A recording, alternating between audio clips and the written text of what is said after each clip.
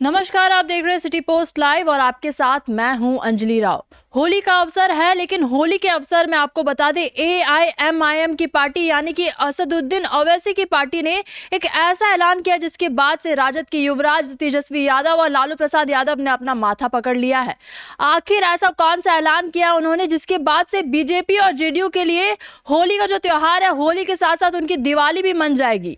आखिर कौन सा ऐलान है, इस पर चर्चा करने के लिए हमारे साथ जुड़ चुके हैं वरिष्ठ पत्रकार दीपक शर्मा। तो सर, क्या ऐलान है? देखिए, होली है और बिहार की होली तो बड़ी मशहूर है। हम बिहारी पूरा मगन होकर होली मनाते हैं।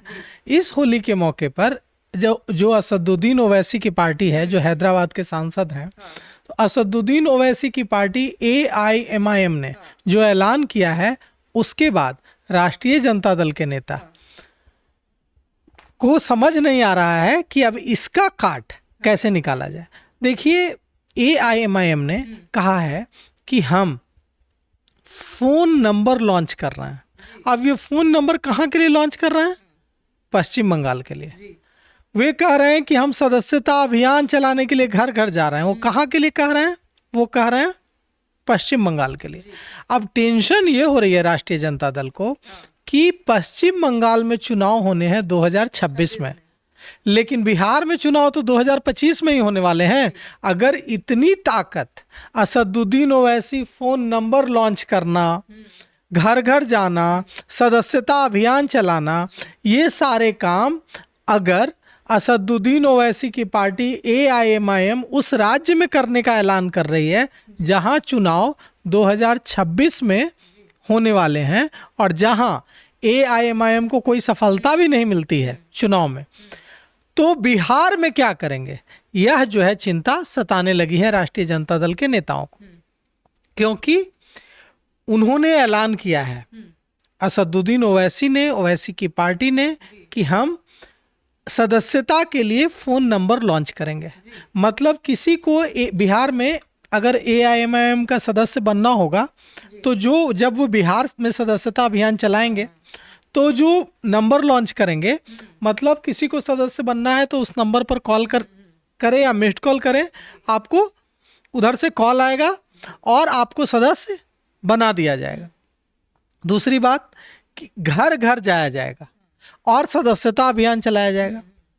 मतलब कि असदुद्दीन ओवैसी की पार्टी खुद को नेशनल लेवल पर मजबूत करना चाहती है। असदुद्दीन ओवैसी चाहते हैं कि अब वे सिर्फ हैदराबाद की गलियों में और चार मीनार के इलाके में सिमट कर न रहें। अब उनकी पार्टी AIMIM एक राष्ट्रीय पार्टी की जगह ले, एक राष्ट्रीय पार्टी बन जाए। और यही वजह है कि उन्होंने, असदुद्दीन ओवैसी की पार्टी ने पश्चिम बंगाल को लेकर इतने बड़े बड़े ऐलान किया। अब पश्चिम बंगाल में तो चुनाव नहीं होना है इस साल तो चुनाव होना है बिहार में। तो राष्ट्रीय जनता दल के नेताओं को यह डर सता रहा है कि पिछली बार जब AIMIM यहाँ चुनाव लड़ा था तो AIMIM पार्टी के 4 नहीं 5 AIMIM के 5 पूरे 5 विधायक चुनाव जीत कर आए थे। उसमें से 4 बाद में टूटकर राष्ट्रीय जनता दल में चले गए थे। यह अलग बात है, अभी एक ही विधायक है, लेकिन चुनाव जीते तो AIMIM के टिकट पर पूरे 5। तो लग रहा है राष्ट्रीय जनता दल के नेताओं को यह डर सता रहा है कि पिछली बार जब इतने दमखम से नहीं लड़े तब तो 5 जीत गए, और जब इस बार इतना ताकत लगा देंगे, फोन नंबर लॉन्च कर देंगे, घर घर सदस्यता अभियान चला देंगे, जब जो कहा जा रहा है कि मशहूर मौलानाओं का इस्तेमाल करेंगे, तो फिर क्या होगा? यह चिंता सता रही। अब देखिए, पश्चिम बंगाल को लेकर, पश्चिम बंगाल में मुसलमानों की संख्या, मुसलमान मतदाताओं की संख्या बड़ी है। अब लेकिन बिहार में भी कोई कम नहीं है, बिहार में भी। और ये जो मुस्लिम मतदाता हैं, ये एकजुट होकर बिहार में राष्ट्रीय जनता दल और कांग्रेस के लिए वोट करते हैं। उस पार्टी के लिए वोट करते हैं जो पार्टी भारतीय जनता पार्टी को हराएगी, NDA को हराएगी। अब अगर AIMIM यहाँ अपना सदस्यता अभियान चलाती है, AIMIM यहाँ फोन नंबर लॉन्च करके मुस्लिम युवाओं को जोड़ने की कोशिश करती है, गांव-गांव में कमेटी बनाती है चुनाव से पहले, तो ये किसका वोट काटेंगे? निश्चित रूप से ये वोट काटेंगे राष्ट्रीय जनता दल का, वोट काटेंगे कांग्रेस का, महागठबंधन का। और इसका फायदा किसको होगा? इसका फायदा होगा भारतीय जनता पार्टी और जनता दल यूनाइटेड को, क्योंकि राष्ट्रीय जनता दल और कांग्रेस महागठबंधन का यही आधार ही है। मुस्लिम यादव राष्ट्रीय जनता दल का आधार है। अगर उसमें से मुस्लिम मतदाता 5% भी खिसक गया, और ऐलान कर ही दिया है पहले से कि हम तो 50 सीटों पर लड़ेंगे। अब अगर 50 सीटों पर लड़ जाएंगे और मजबूती से लड़ जाएंगे, जैसा संकेत दे रहे हैं कि जिस राज्य में 2026 में चुनाव है वहां जब इतनी ताकत दिखा रहे हैं, तो बिहार के लिए क्या योजना बन गई है। अब राष्ट्रीय जनता दल के सूत्र भी ये कोशिश में लग गए हैं कि पता किया जाए कि आखिर चल क्या रहा है हैदराबाद में, ओवैसी की बिहार को लेकर क्या प्लानिंग है, क्योंकि चुनाव है बिहार में 2025 में, और ओवैसी की पार्टी दम दिखाने की बात कर रही है पश्चिम बंगाल में। तो बिहार को लेकर कितना बड़ा विस्फोटक प्लान बना रखा है, जिसकी घोषणा भी नहीं कर रहे हैं लोग। चुप्पी जो है ना डरा रही है। अब अगर वे बिहार पर बोलते रहते तो लगता कि ठीक है, बिहार को लेकर रोज घोषणा हो रही है। अब चुनाव बिहार में है और जिक्र हो रहा है पश्चिम बंगाल का, मतलब बिहार की जो प्लानिंग है उसका खुलासा वे नहीं करना चाहते हैं। वे नहीं चाहते हैं कि हम सामने लाएं, वैसे नहीं चाहते हैं कि उनकी जो प्लानिंग है बिहार को लेकर वो सामने आ जाए और राष्ट्रीय जनता दल और कांग्रेस जो है उसकी काट खोज लें। इसलिए वो जो गोपनीय प्लानिंग है, अब राष्ट्रीय जनता दल के नेताओं ने भी फ़ोन घुमाने शुरू कर दिए हैं, पता लगाने की कोशिश शुरू कर दी है कि आखिर ओवैसी की क्या प्लानिंग है बिहार में। जी, आपने सर बोला कि 5 सीटें वो पिछली बार जीत चुके हैं, तो क्या लगता है पिछली बार जैसी सफलता इस बार मिल पाएगी ओवैसी की पार्टी को? देखिए, पिछली बार जो सफलता मिली थी वो कोई सहयोग तो नहीं थी। ओवैसी जो मुस्लिम मतदाता हैं उनको यह कहने में, समझाने में सफल रहे थे कि देखिए, मुस्लिम लीडरशिप को आगे बढ़ने राष्ट्रीय जनता दल नहीं देता है। राष्ट्रीय जनता दल सिर्फ मुस्लिम मतदाताओं का इस्तेमाल करता है। हम जब यहाँ आएंगे, हम जब विधानसभा जाएंगे तो हम मुस्लिम लीडरशिप को आगे लाएंगे, मुसलमानों की भलाई के लिए काम करेंगे।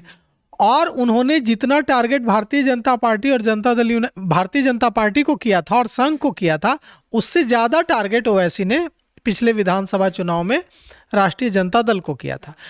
आरोप लगाया था ओवैसी ने कि राष्ट्रीय जनता दल सिर्फ मुसलमानों से वोट लेता है और मुसलमानों को ठगता है, मुसलमानों के लिए कोई काम नहीं करता है। और इस बात से सहमत हुए लोग बिहार के, तभी तो 5 सीटें AIMIM ने जीत ली।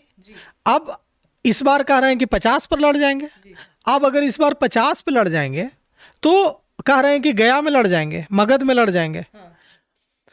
तो कोसी सीमांचल में तो डैमेज करते थे। देखिए ना, उपचुनाव में ही देख लीजिए, ये जो उपचुनाव हुआ बेलागंज इमामगंज में, बेलागंज में जो राष्ट्रीय जनता दल की जो हार हुई, इसमें कहा जा रहा है कि ओवैसी की पार्टी की भी भूमिका रही, क्योंकि ओवैसी की पार्टी ने अपना कैंडिडेट दिया और जो वोट मिला, जितने भी 1000 वोट मिले ओवैसी की पार्टी को, वो वोट किसका था? अगर ओवैसी की पार्टी चुनाव नहीं लड़ती तो वो वोट किसको मिलता?